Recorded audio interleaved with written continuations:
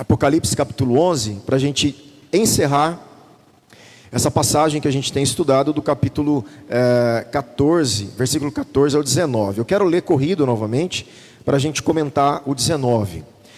Versículo 14: Passou o segundo ai, eis que sem demora vem o terceiro ai. O sétimo anjo tocou a trombeta, e houve no céu vozes fortes dizendo: o reino do mundo se tornou de nosso Senhor e do seu Cristo, e ele reinará para todo sempre. E os 24 anciãos que estavam sentados no seu trono diante de Deus prostraram-se sobre o seu rosto e adoraram a Deus, dizendo: graças te damos, Senhor Deus Todo-Poderoso, que és e que eras, porque assumiste o teu grande poder e passaste a reinar. Na verdade, as nações se enfureceram. Chegou, porém, a tua ira e o tempo determinado para serem julgados os mortos, para se dar o galardão aos teus servos, os profetas, aos santos e aos que temem o teu nome, tanto aos pequenos como aos grandes, e para destruíres os que destroem a terra. 19. Abriu-se então o santuário de Deus que se acha no céu, e foi vista a arca da sua aliança no seu santuário, e sobrevieram relâmpagos, vozes, trovões, terremoto e forte chuva de granizo.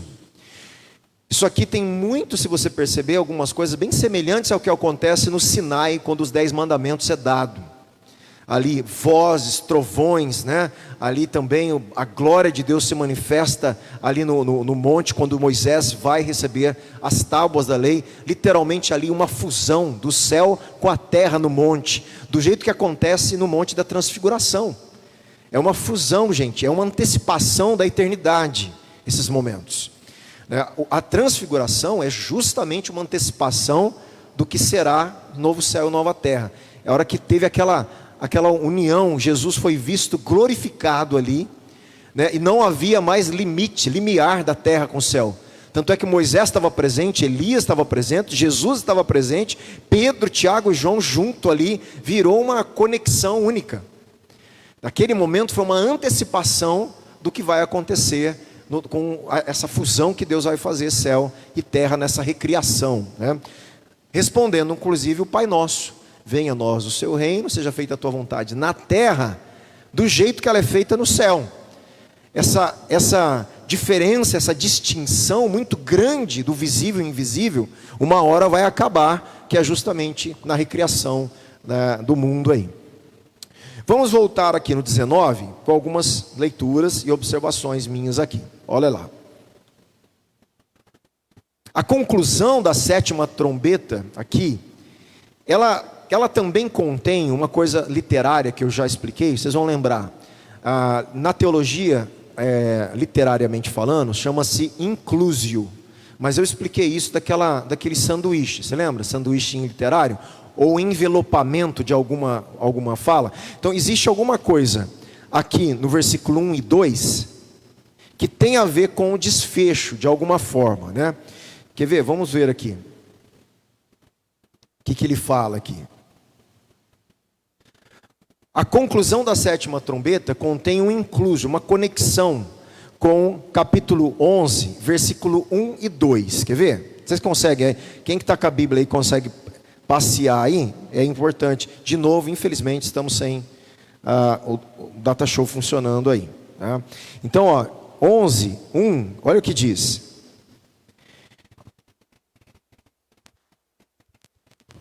Foi-me dado um caniço semelhante a uma vara, e também me foi dito: levante-se, vá medir o santuário de Deus. Então o tema do início do capítulo é o santuário, e o tema do final do capítulo é o santuário. Isso que a gente chama na teologia de inclusio. É como se tivesse um sanduíche, é um pedaço do pão lá no primeiro versículo 2, e o outro pedaço do pãozinho lá, e aí dentro o recheio. Então ele está fazendo um envelopamento ali, é como se fosse um envelope, né, emoldurando o que está acontecendo. E a moldura que ele está colocando, o tema da moldura é o santuário de Deus. Então no versículo 1 você tem, no versículo 2 também, ó, deixe de lado o átrio exterior do santuário. Esse aqui é a hora que o santuário está sendo medido, lembra? que a gente estudou, Deus está estabelecendo a sua proteção, parte do povo de Deus representado no santuário, e outro não. Aqui no final já é o contrário, o santuário agora do céu, aonde ele está vendo a arca da aliança. Existe um desfecho diferente aqui. Ali você percebe o ato exterior, ele estava entregue aos ímpios, tem uma complicação ali, e tinha uma metáfora relacionada ao povo de Deus. Aqui não, gente, aqui o final aconteceu, e a glória de Deus está vindo, está se abrindo, o véu rasgado por Jesus, que a gente vai ver, está dando acesso aos santos. João está vendo o santuário de Deus de uma forma muito significativa nesse momento. Então, olha lá. Então, aqui o santuário de Deus, que está no céu, está sendo aberto, né? Do mesmo jeito, lá no capítulo 4, uma porta também foi aberta para o céu, não sei se você lembra, né? O céu ali também foi aberto. João teve acesso ao céu, ao trono de Deus, lá no capítulo 4. Aqui ele está vendo de novo o céu aberto, o santuário de Deus sendo aberto para eles, né? Ambas essas aberturas são sinais que o fim chegou. Mas a primeira abertura do capítulo 4 era somente uma degustação, né? Era somente um prenúncio dessa abertura que está acontecendo no final dos tempos mesmo aqui. Aqui temos o que de mais próximo de uma... Isso aqui chama, quando Deus aparece visivelmente, e Ele traz características sensoriais, e você pode ver algumas coisas quando Deus está presente. Por exemplo, a fumaça no templo, quando estava ali a glória de Deus, né, envolta na fumaça, os trovões lá no Sinai. Isso na teologia chama teofania, tá? São aparições de Deus. Teo é Deus no grego, então são manifestações de Deus. Aqui está acontecendo uma teofania muito forte. João está vendo, ele está tendo a possibilidade de visualizar coisas relacionadas a uma manifestação de Deus. Tanto é que ele está vendo aqui, ele está percebendo relâmpago, vozes, trovões. Tudo isso aqui faz parte das teofanias. Se você vai no Antigo Testamento, né, Deus está se apresentando em meio a tempestades, a nuvem, né, em meio aos seus juízos, aos trovões. Então são momentos teofânicos, né, da aparição, da manifestação. E aqui, essas coisas todas estão acumuladas aqui. Relâmpago, vozes, trovões, terremoto, chuva de granizo. Então um acúmulo, né, de característica, de manifestação de Deus nesse momento final que João está vendo aqui. Gente, aqui, o que é aberto aqui é o lugar santíssimo. Por quê? Representado aonde? Por que eu sei? Quem lembra um pouquinho as divisões do tabernáculo? Você tinha 3 partes centrais, não tinha? Você tinha o pátio, que é o átrio externo. Você tinha um lugar que chamava lugar santo. E você tinha um lugarzinho chamado Santo dos Santos, ou Santíssimo Lugar. Lá dentro do Santíssimo Lugar, o que ficava lá? A Arca da Aliança. E dentro da Arca da Aliança, as tábuas da lei, né, a vara de Arão e um jarro do maná, que foi guardado do deserto. Então dentro da arca eles lembravam da provisão de Deus, da libertação, dos sinais, da autoridade de Deus, da condução na vara e dos mandamentos da aliança. Por isso que a arca é chamada Arca da Aliança, porque ela guardava a aliança com Deus, simbolizando a presença de Deus no meio do povo dele. A arca é um dos objetos mais importantes do templo. Sabe quem via a arca?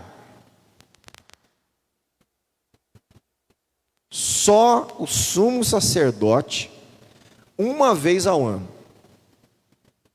E quando ela era carregada de um lugar para o outro, porque aí os levitas tinham que colocar umas varas nas costas, carregá-la sem tocar na arca, senão morria. Teve um que colocou, lembra quando eles foram buscar a arca, e aí eles colocaram a arca na carroça. Deus falou que não podia ser na carroça, tinha que ser nos ombros. Vamos carregar a glória de Deus de qualquer jeito, do jeito que a gente quer. Vai dar ruim, né? Aí eles botaram no carro de boi, o carro deu uma calangueada lá, imagine, né? Se hoje em Penápolis está esburacado, imagina naquela época, né?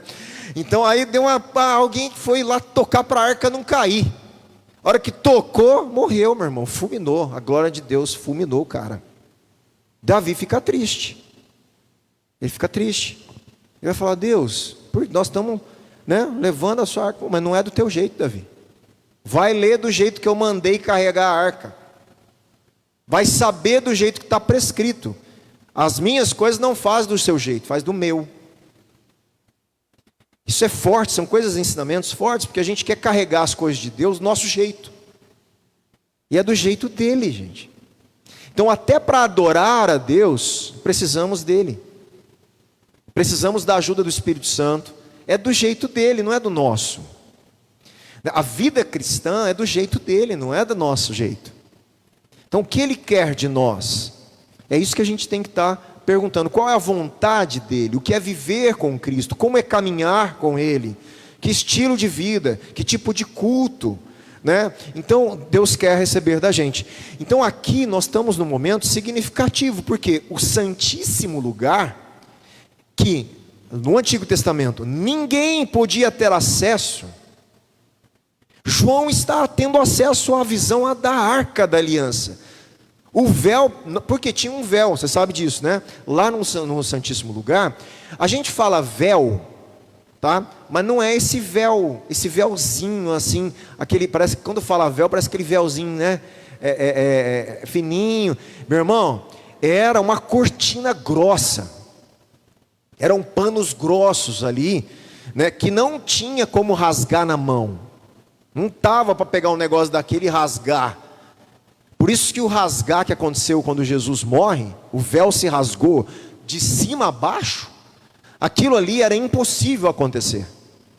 Você tinha que ter uma faca, uma coisa de corte muito bem feito para cortar um pano grosso de cima para baixo. Deus rasgou o véu de cima para baixo. Eu estou rasgando. Eu estou tirando a limitação da minha presença. Jesus morrendo está dando acesso ao Santíssimo Lugar. Aquilo que só o sumo sacerdote podia ter, a presença da Arca da Aliança. Lá dentro do Santíssimo Lugar, ele está falando: em Jesus você tem, lá no teu quarto, orando comigo, caminhando comigo, falando, em qualquer lugar que você está, você tem acesso em Cristo à presença de Deus. Um outro privilégio que a gente nem dá conta. A gente nem dá conta disso. Porque se você sair aqui andando na rua, falar com Deus, Ele está te ouvindo, como que se você estivesse no Santíssimo Lugar. Agora nós estamos num ambiente espiritual, acessando a presença de Deus, qualquer hora, qualquer momento, pelo sangue e pelo véu rasgado, meu irmão. E João está vendo isso nesse momento, no final dos tempos, e ele está tendo essa visão da Arca da Aliança, que já nem a gente não tinha acesso mais ali. A gente vai ver um pouquinho aqui da história da Arca da Aliança. Tanto a arca como as tempestades, aqui relâmpago, trovão, são símbolos, como eu disse, de teofanias, dessas aparições no Antigo Testamento. Deus está presente aqui, ele está falando que Deus está fazendo presente em sua misericórdia, em sua aliança eterna com o povo, mas também, a gente pode falar aqui na tempestade, existe aqui um símbolo de novo, de uma sensação dos juízos. Então a presença de Deus, ela traz graça, misericórdia, aliança, mas a gente sempre tem que lembrar, mas cuidado, por quê? Porque ela também traz juízo para quem está fora da minha aliança. Então por isso que Paulo fala, Paulo fala sempre assim, uma frase dele numa das cartas, ele fala assim, olha que interessante, considere, quer dizer, leve em conta a bondade de Deus e a severidade de Deus. Deus é bom, todo tempo Deus é bom. Só que Deus é severo. Não se anda com Deus e não se abusa da bondade de Deus. Porque existe severidade no sentido de seriedade daquilo que Deus fala e as coisas que Ele cobra e que Ele vai cobrar. Então por isso que essa balança, bondade e severidade, ela tem que estar ajustada. Por isso que eu sempre tento me balançar, porque como eu vejo muito no Brasil acentuando a bondade, o amor de Deus, né? Como que se a gente pudesse caminhar com Deus de qualquer jeito, e aquela, Deus ama você, Deus é apaixonado por você, né? Você é a pessoa mais importante para Deus. A gente está vendo o povo pregar isso. Então existe essa faceta de Deus. Deus é amor, Deus nos ama mesmo, e Deus é bom, mas Deus é severo. E aí, é como que se tivesse um avião, né, de uma asa só. Quem já brincou com aquela arvorezinha quando era criança? Que você joga aquele helicópterozinho, que só tem uma asa só, né? Se você joga aquele troço lá, aquilo lá você faz assim, ó. A igreja não voa sem considerar a bondade e a severidade. Vai ficar acentuando só a severidade de Deus? Está errado, porque Deus é amor, é bom, é graça. Mas Deus é justo. Ele traz juízo. Há prestação de contas. Há cruz, há renúncia. Então existem as duas asas. Para a igreja decolar na graça da vida com Deus, ela tem que estar com as duas asas, considerando a bondade e a severidade. Então essas duas coisas, elas devem ser ensinadas, enfatizadas e equilibradas, para não haver desajuste, né? Então aí você vai ver gente que só pensa que Deus vai punir, que é severo, que Deus é, né, marrento, cara marrenta, né? Tem gente que pensa que Deus é marrento. Deus é gracioso também. Então não põe uma severidade excessiva em Deus, que também não é verdade. Por isso que é um equilíbrio. Ali a severidade é no sentido da gente levar Deus a sério. Quando Ele diz, Ele está falando que vai haver recompensas, que vai haver justiça, que vai haver retribuição, vai haver julgamento, Ele está falando sério. Então considere essa via de Deus séria, severa no sentido do que falou, não é negociável. Isso que é a severa, né? O que é a severidade aqui? O que eu falei, eu vou cumprir. Não é igual os filhos de hoje, né? Os pais de hoje. Que o pai fala, não. Aí o filho, aí o pai, tá bom, sim. Deus não é assim.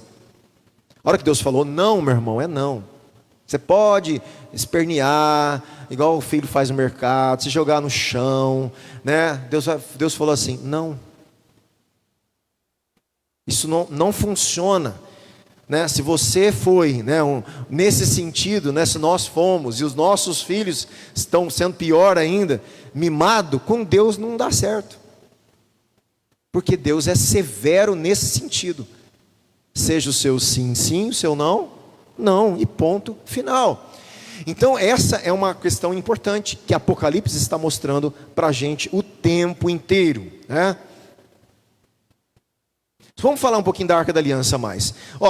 Quando o templo é aberto no céu, foi vista então a Arca da Aliança. A Arca da Aliança, gente, rapidinho aqui, algumas informações. Era um dos símbolos mais importantes do Antigo Testamento. Como eu disse, o verdadeiro cerne, centro da religião do povo judeu era a Arca. Porque ali era o fato para eles real que Deus estava ali no meio deles. Tanto é que quando a arca foi roubada, você sabe qual que é a mensagem, meu irmão? Ninguém tocava na arca sem morrer. Como que os inimigos de Deus tocaram, pegaram a arca e levaram embora? Sabe o que Deus está falando?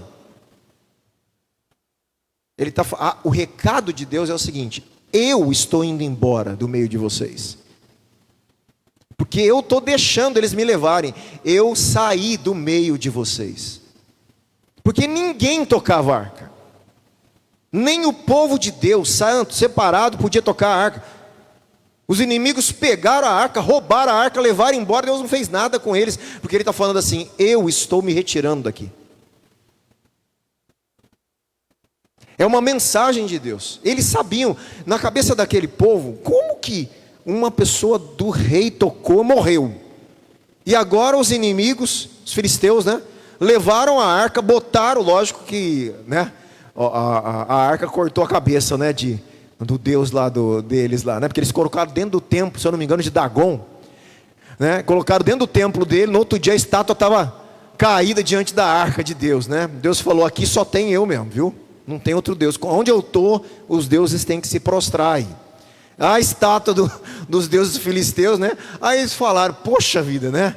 Olha só, testemunho de Deus dentro do povo filisteu. Eles temeram a Deus, gente, os filisteus. Eles temeram a Deus.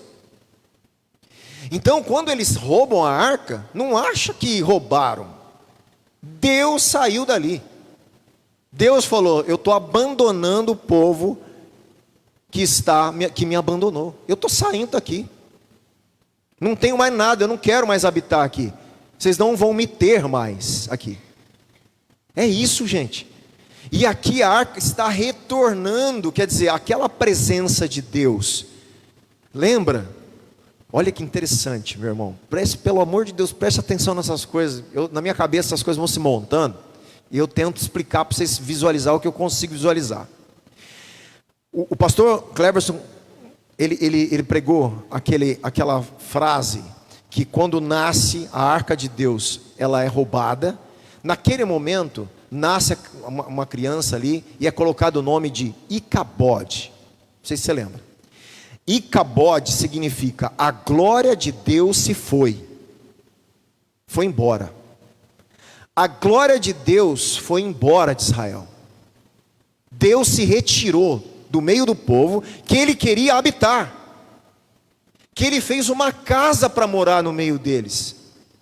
Esse povo foi tão infiel com Deus, que Deus falou: eu estou indo embora daqui. Presta atenção no que eu estou falando. Esse Deus que foi embora, promete voltar. As profecias messiânicas têm a ver com o reino, o retorno da glória de Deus. Deus voltando morar no meio do povo. É isso que Israel, na época, esperava.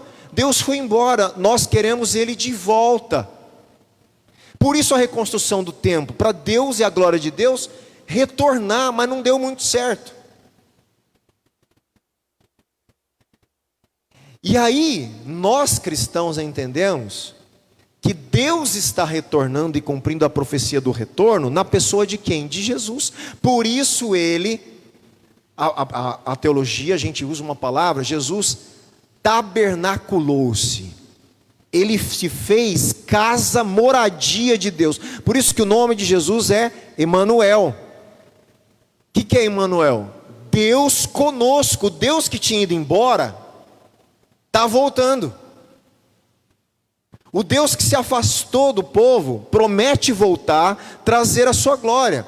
Mas Ele vem voltando através de quem? Do seu Filho. E esse momento de estabelecer uma nova casa, uma nova morada, onde Ele vai habitar, é feito com tijolos vivos. Agora, por isso vós sois edifício santo, morada de Deus, pedras de um edifício, aonde Deus vai morar, habitar entre nós. Gente, você percebe que o que estava ali acontecendo, Deus vai fazer isso eternamente, num lugar não, onde lá no final não haverá mais templo. Lá em Apocalipse, no final, nós vamos ver que não vai precisar de templo, porque o templo é o próprio povo, que Ele sempre quis habitar no meio. Você está dando para entender?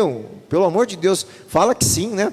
Eu estou me esforçando para explicar uma teologia bíblica da glória de Deus. Gente, a glória de Deus foi perdida pelo homem lá no Éden. Todos pecados e destituídos estão da glória de Deus. Foi perdido a glória. Deus separa um povo, para no meio desse povo eleito, ele voltar a habitar, como ele fazia no jardim, no meio de um povo. Ele põe a casa, o tabernáculo. Nós acabamos de ler Êxodo e Levítico. Ele põe uma casa, um tabernáculo, com um monte de detalhe, para ele estar ali naquele lugar de novo, morando no meio deles, guiando a vida deles. Só que Deus dá lei, os 10 mandamentos, e Deus dá um monte de restrição, Levítico, um monte de coisa impura, impuro, isso aqui toca, não toca. Vocês vão ser um povo diferente. O pessoal tem que entender Levítico ali, que é difícil. Aí de repente esse povo começa a fazer, em vez de viver santo, separado para Deus, eles começam a se contaminar com os outros povos, com os outros deuses, quebrando a aliança. O final disso é Icabode, Deus vai embora de Israel. De novo, eles perdem o jardim. Adão perde o jardim, Israel perde a glória de Deus, e é exilado, mandado para fora da terra, do jeito que Adão foi mandado, para fora do jardim. Meu irmão, essa é a história da Bíblia. Alguém tem que fazer o quê? Corrigir isso aí, fazer uma situação com que Deus possa voltar a morar com a humanidade, habitar no meio da humanidade e trazer a sua glória de novo. Quem está fazendo isso? Jesus. Jesus inaugura uma cidade, uma nova humanidade, um novo povo, um novo Israel, com uma nova aliança, sendo Deus Emanuel, dizendo que Ele vai ressuscitar a todos, para que Deus venha morar de novo no meio do seu povo. Essa história da Bíblia, eu estou contando, isso que eu estou fazendo para vocês, chama teologia bíblica. Eu estou linkando tudo, porque esse desfecho tudo está lá em Apocalipse. Quem nós somos? Quem a igreja é, gente? Quem nós somos? O povo da nova aliança. O povo onde Deus vai habitar no meio de nós. Onde nós vamos ser moradores de um novo céu, de uma nova terra. E Deus vai estar conosco eternamente, porque Ele vai arrancar de nós toda a desobediência, todo o pecado, a natureza maligna. Ele vai tirar de nós, e Ele vai poder se aproximar de nós e nunca mais ir embora do nosso meio. Ele vai botar a sua casa no meio de nós. Ele vai habitar no meio do povo que Ele sempre quis. E aí não haverá mais essa diferença de céu e terra. Vai ser essa renovação vai fazer uma junção na Nova Jerusalém, que desce do céu, ataviada como uma noiva.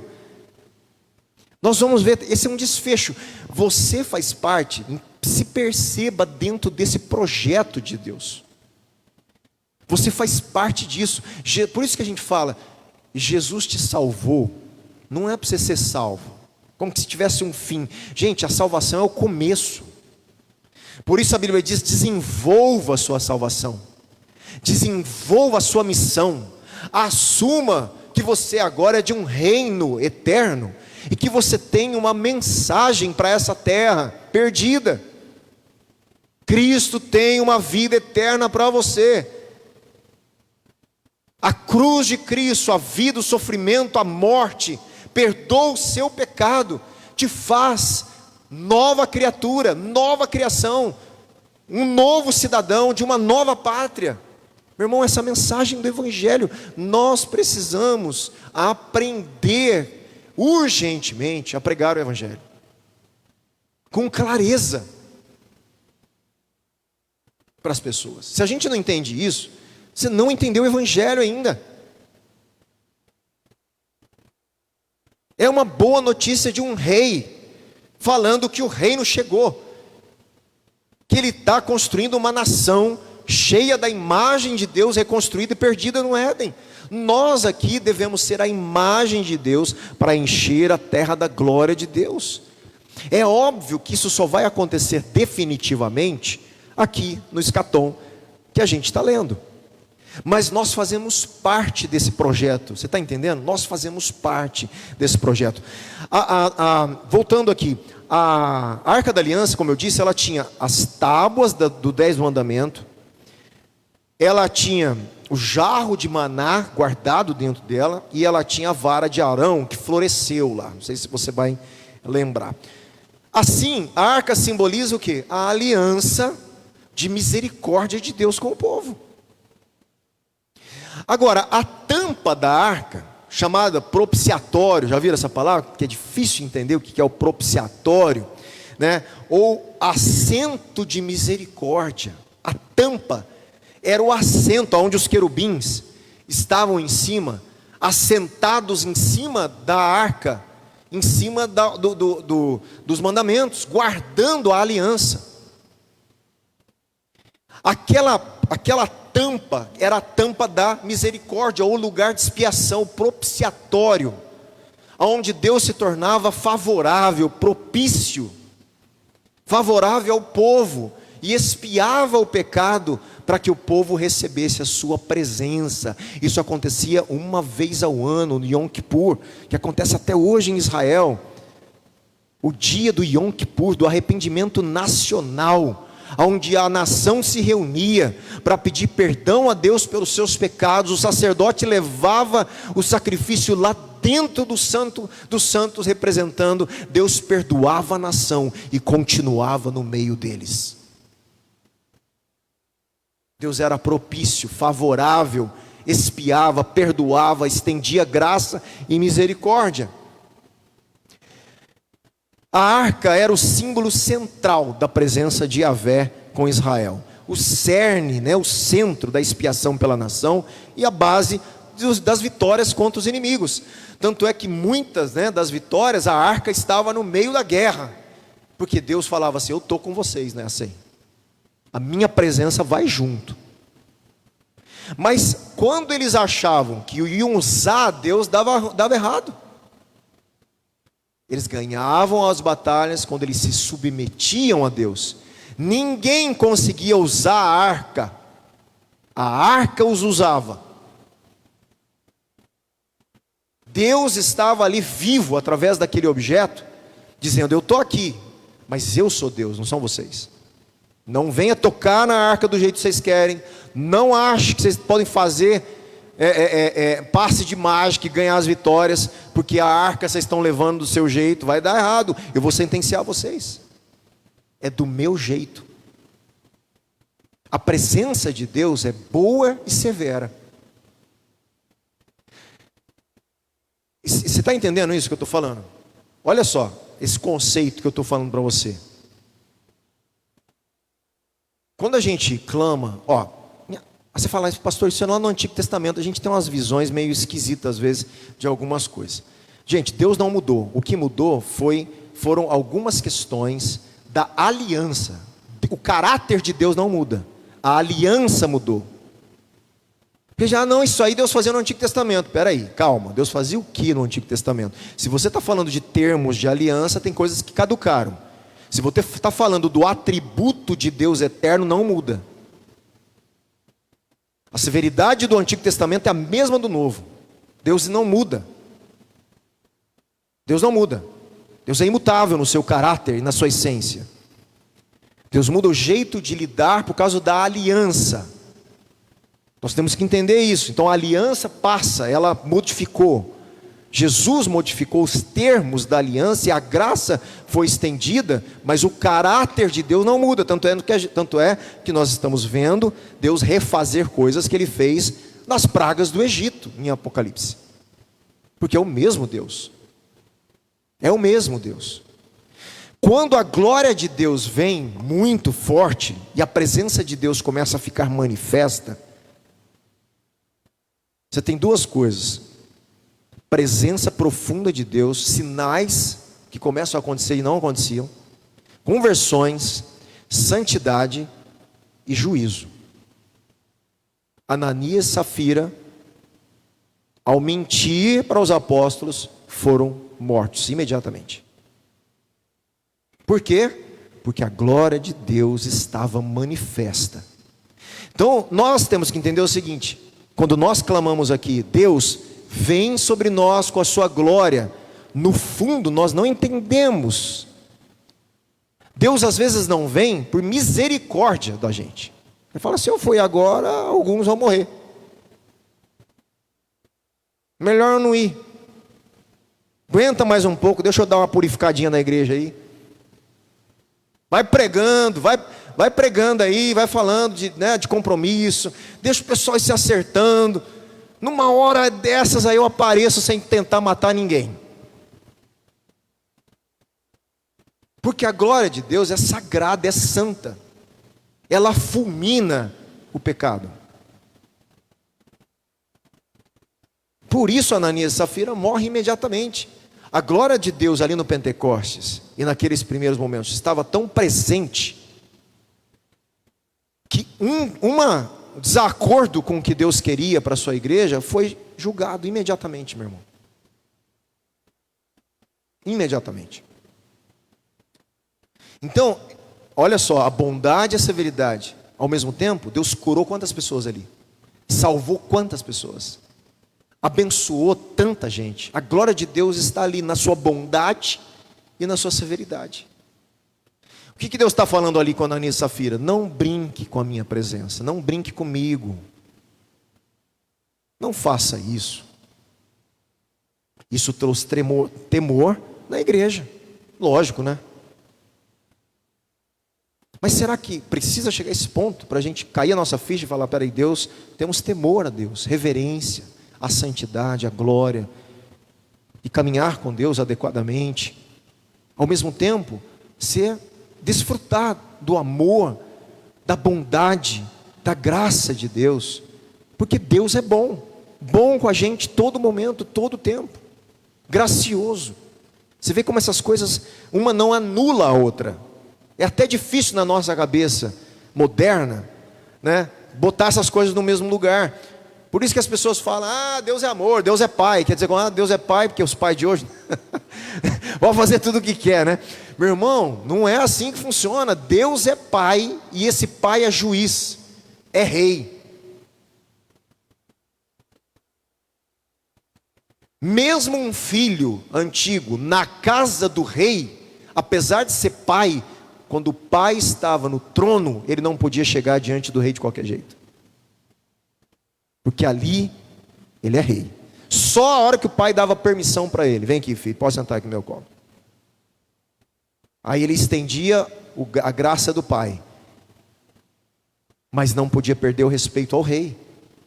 O nosso Deus é nosso pai, mas ele é o rei do universo. Essa tensão, ela é difícil às vezes da gente lidar, né? Mas a gente precisa aprender a ter isso, né? Então a arca, ela representa tudo isso que a gente viu. O véu foi rasgado, a gente vai entrar na presença de Deus mesmo, né? E, gente, só para mais informação para a gente encerrar aqui da arca. A arca, ela não sabe onde está. Essa arca foi perdida, ninguém sabe onde foi parar, tá bom? Não existe isso. Tem um monte de gente aí querendo achar essa arca. Tem a gente que acha que a arca, como a gente vai ver aqui, que ela vai aparecer nos finais dos tempos, literalmente. Outros acham que não tem necessidade, porque se o templo tem que ser construído literalmente, a arca tem que aparecer, né? Então você tem um monte de especulação, né? A arca, ela pode ter sido destruída, mas alguns judeus acham que não, que ela está escondida, que ela foi preservada, Deus preservou, de alguma forma. Tem até uma história judaica que diz que Jeremias, ou um anjo, levou a arca e escondeu uma caverna no monte Nebo, e ali ela ficou até o dia, vai estar ficando ali até o dia de Deus reunir o povo dele. Então está escondido. Eles acham que Jeremias, um anjo, isso é uma história mitológica, uma lenda, lendário, porque a gente não sabe se isso é real ou não, né? Mas existe essa tradição e essa esperança de que está lá guardada. Então tem todas essas coisas aí, tá? E aí, a aparição dessa arca aqui tem a ver com a arca terrena? Esse é o incógnita, tá? Então tem gente que vai falar que sim, tem gente que vai falar que não. Então tem gente que entende que a arca aqui, juntamente com o aparecer da arca celestial, vai acontecer o aparecimento da arca terrena, porque elas estão vinculadas, eles acham. Quando Deus manda construir o tabernáculo, é segundo ao que Deus estava falando, que tinha coisas que estavam no céu, que estavam sendo reproduzidas na terra. Não sei se vocês lembram. né? Ó, eu estou te dando medidas e coisas que são exatamente representações do que está no céu. Então você vai fazer igualzinho, por isso que detalhado. Então existia um vínculo entre cada peça do tabernáculo e uma realidade celestial. Então eles estão acreditando que quando João está vendo o santuário e a arca no céu, vai haver um encontro da arca na terra, como se houvesse uma conexão das duas coisas. Outros acham que não tem essa necessidade de literalidade, sempre, né? Então a gente sempre tem essa tensão de literal ou não. Gente, para eu encerrar aqui, me aguento mais um pouquinho só para fazer essa leitura e a gente terminar o capítulo por hoje. Semana que vem a gente inicia o 12. Então, rapidinho a leitura aqui. Os temas da Bíblia inteira se unem no evento que é descrito aqui. A gente já viu isso. A linguagem humana falha na tentativa de determinar seu verdadeiro significado. A declaração das vozes celestiais relata o fim do reino deste mundo, dominado pelo pecado, né? E gemendo em seu desejo pela libertação. De forma ainda mais maravilhosa, elas anunciam a chegada do reino, do único Deus, o Senhor e seu Cristo. O Evangelho de Jesus sempre foi resumido como o quê? O reino de Deus está próximo, chegou, né? No primeiro evento, advento, que é a vinda de Jesus, a era do reino começou, mas era parcial, já e ainda não, lembra? Pois só seria consumada na segunda vinda, quando o reino final completaria o plano da salvação divina para a eternidade, e quando Deus finalmente começaria a reinar pelos séculos dos séculos, igual está acontecendo aqui. Certamente Deus sempre esteve em seu trono, presta atenção, mas nesse ponto o mal será destruído para sempre. O reino divino inaugurará nossa glória eterna com o Senhor. Um dos grandes momentos no livro é quando a fórmula tríplice sobre a alteração, sofre alteração, de modo que já não há futuro. Aquele que era, que é e o há de vir chegou, foi omitido, como a gente falou. O grande poder do Senhor Deus Todo-Poderoso atuou e a ira das nações se tornou nada. A ira levou os habitantes da terra a perseguirem, martirizarem os santos. Porém estes emergiram vitoriosos, e agora a ira de Deus resultou em seu julgamento dos mortos. No último julgamento, lá no capítulo 20, duas coisas ocorrerão. Os santos serão julgados para serem recompensados, e os inimigos de Deus e de seu povo pagarão por seus crimes com punição eterna. Finalmente, na última trombeta, o santuário celestial será aberto, e a arca da aliança será revelada. Deus, presta atenção, Deus viverá entre seu povo, e sua presença fará de sua aliança com o seu povo uma realidade eterna. O que ele queria no Éden, o que ele quis no tabernáculo, o que ele sempre quis, aconteceu.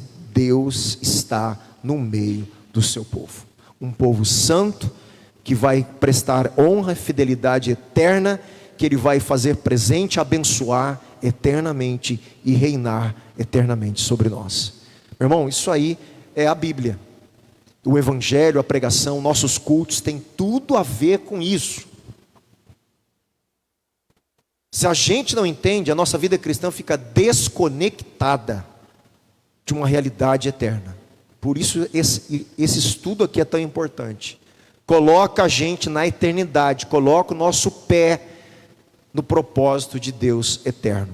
E eu espero que você esteja, né, aos poucos entrando nessa vida, nessa conexão com Deus, nesse entendimento, e vivendo uma vida uma vida cristã muito mais consciente de quem você é, da sua participação como igreja, do seu propósito, da sua missão.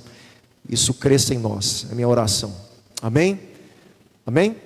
Vamos agradecer a Deus, coloque em pé. Semana que vem 12, hein? Capítulo 12. Aqui encerrou o sanduíche literário. No capítulo 12 vai abrir de novo sobre a besta que já foi falado. Nós vamos fazer aquele zoom. Vamos voltar lá no que aconteceu e vai começar a destrinchar aquilo que aconteceu com as duas testemunhas e a besta. Capítulo 12 em diante. Tá? A gente vai estudar isso bem tranquilo aí para a gente entender.